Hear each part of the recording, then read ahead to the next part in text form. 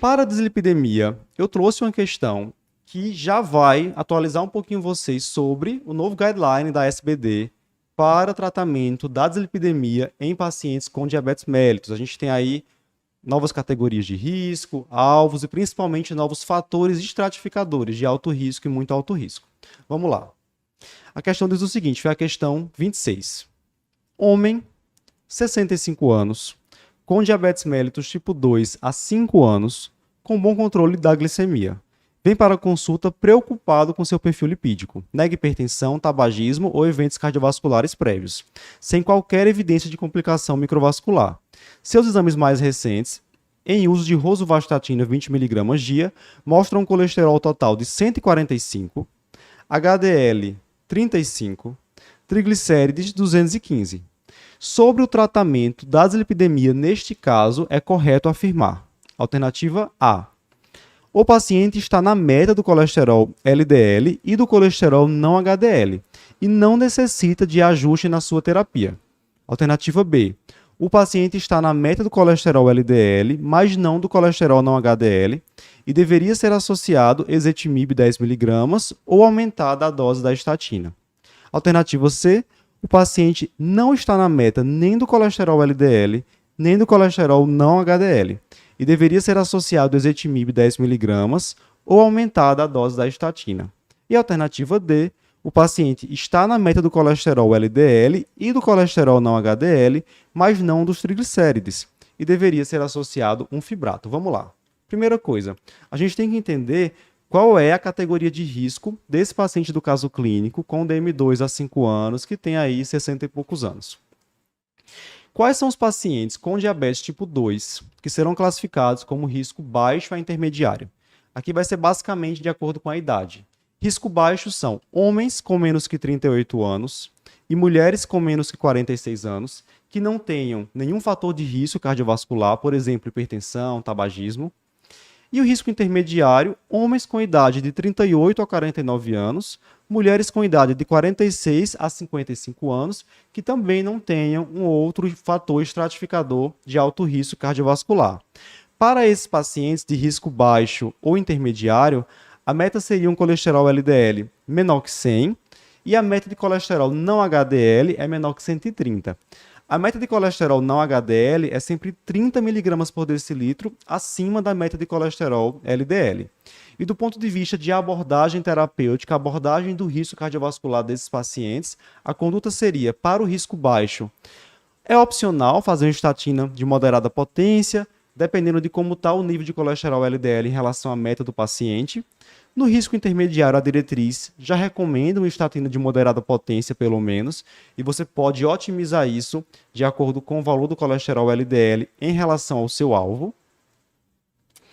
Pacientes de alto risco seriam, com base na idade, homens a partir dos 50 anos e mulheres a partir dos 56 anos, ou paciente de qualquer idade que tenha até 2 fatores estratificadores de alto risco cardiovascular, como hipertensão, tabagismo, síndrome metabólica, diabetes tipo 2 há mais de 10 anos, por exemplo. Para esses pacientes de alto risco, a meta de colesterol LDL é um valor menor que 70 e o não HDL 30 acima, ou seja, 100. E aqui é recomendado o tratamento com estatina de alta potência. A diretriz traz ainda a classificação de risco muito alto, que aí são pacientes de qualquer idade que tenham algum fator estratificador de muito alto risco. Vamos dar alguns exemplos?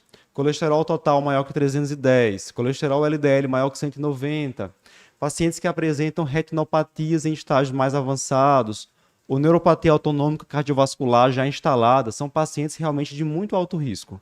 Ou ainda que tenham um número de pelo menos 3 fatores estratificadores de alto risco.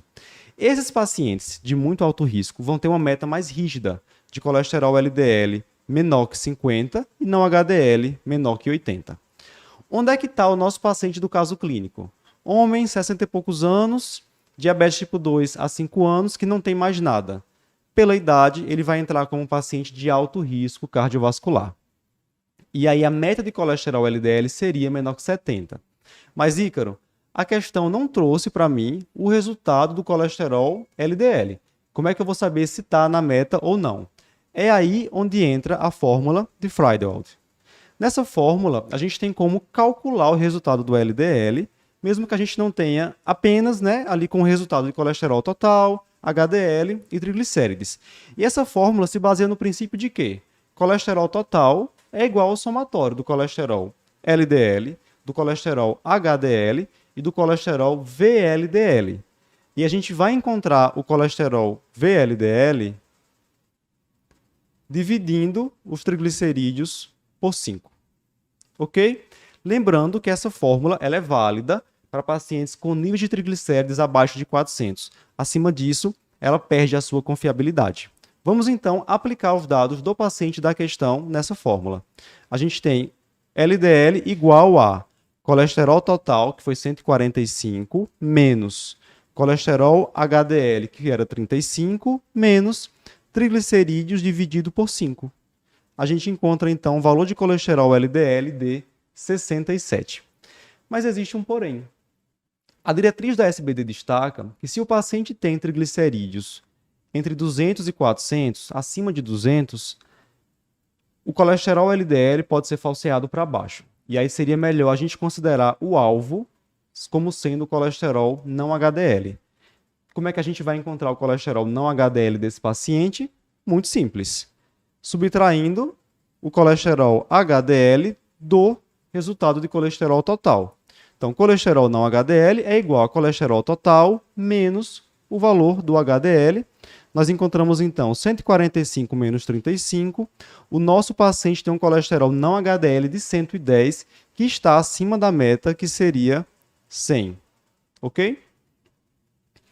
Como abordar do ponto de vista farmacológico? Essa tabelinha traz para a gente a classificação das estatinas de acordo com a intensidade com a qual elas reduzem o colesterol.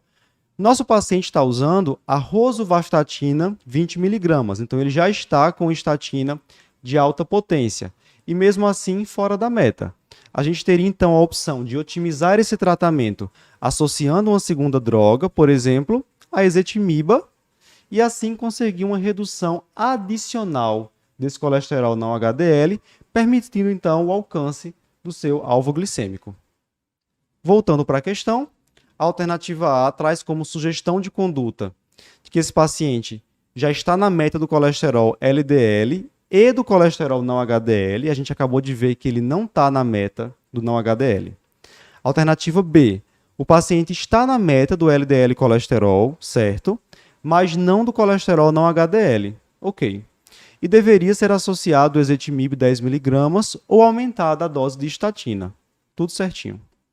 Alternativa C. O paciente não está na meta nem do colesterol LDL, nem do não HDL. A gente acabou de ver que ele está sim na meta do LDL. E a alternativa D. O paciente está na meta do LDL colesterol e do colesterol não HDL.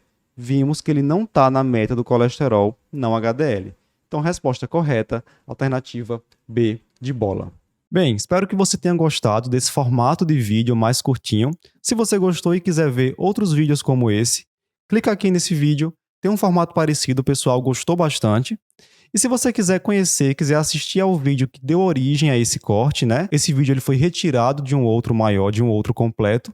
Clica aqui à esquerda que você poderá conferir o nosso conteúdo completo.